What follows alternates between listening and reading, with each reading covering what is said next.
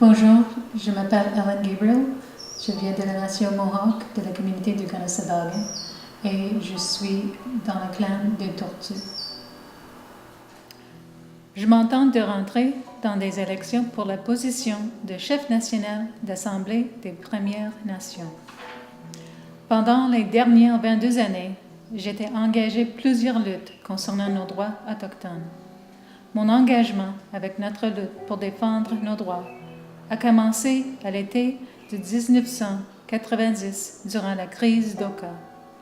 Après la crise, j'ai voyagé partout en Canada et plusieurs pays dans le monde pour sensibiliser le public et notre lutte, histoire, culture et notre réalité.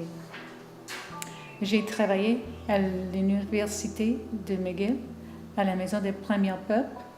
J'étais le président de la Femme autochtone du Québec pendant 6 années. J'ai présenté plusieurs fois à des comités parlementaires et le Sénat du Canada, aussi à l'Assemblée nationale du Québec. Je crois qu'on a besoin d'un leader qui était très fort pour défendre nos droits, un leader qui peut faire, incluant tous les peuples dans la communauté, tous les chefs et le public, pour réaliser notre droit d'autodétermination. Présentement, il y a un gouvernement du Canada qui ne respecte pas notre droit. On doit rassembler en solidarité pour protéger tous nos droits, pour les femmes, pour les enfants, les aînés, les hommes, protéger notre terre, territoire, de renforcer notre identité sur notre langue, notre culture, pour créer une économie qui était basée sur le développement durable. Selon moi, je pense que le gouvernement savait qu'il n'y en a pas beaucoup de choses dans les communautés. Il exploitait cette situation et c'est pour ça, je pense que beaucoup de communautés acceptaient le développement. Ont besoin de chercher et d'implémenter le développement durable dans notre communauté. C'est sûr qu'on a besoin de garder et d'avoir une meilleure condition de vie basée sur une économie dans une bonne santé, mais en même temps, on a besoin aussi de protéger notre culture, protéger notre langue, protéger la terre pour les générations de la future. Et c'est difficile avec les lois qui sont contre nous, qui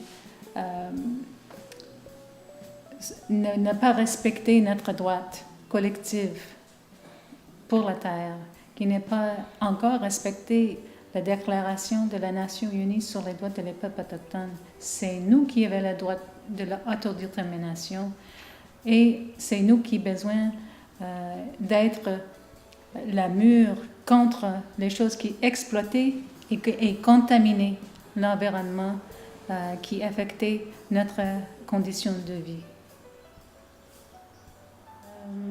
Dans mon perspective, avec l'Assemblée des Premières Nations, je pense qu'il y a une place pour les femmes. C'est le temps pour donner une vraie place aux femmes, à côté de les hommes. Pas séparés, pas derrière de nous, mais à côté de nous, comme nos ancêtres nous enseignaient. Et on a besoin d'un leader qui était fort, qui savait son identité, qui savait c'est quoi nos défis sont maintenant et qui pousse et qui fait la pression contre le gouvernement pour respecter notre droit. Et un leader ne peut pas faire sans avoir l'appui de toute la population autochtone, aussi de consulter tous les peuples, pas seulement les chefs, mais les peuples aussi au terrain, les aînés qui savaient les connaissances traditionnelles et les jeunes aussi qui méritent une place dans les décisions. Le maire de terre, je pense que pour plusieurs des peuples autochtones, aux Amériques du Nord et de l'Amérique du Sud. C'est notre mère parce qu'elle nourrit nous. Si on contaminait elle, toutes les choses de la vie qui nourrit nous sont contaminées aussi.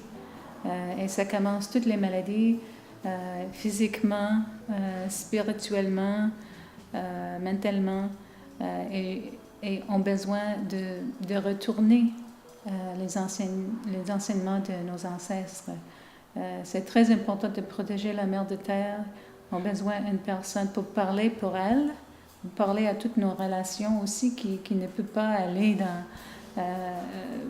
au gouvernement de cibler le gouvernement, de dire protéger où on habitait.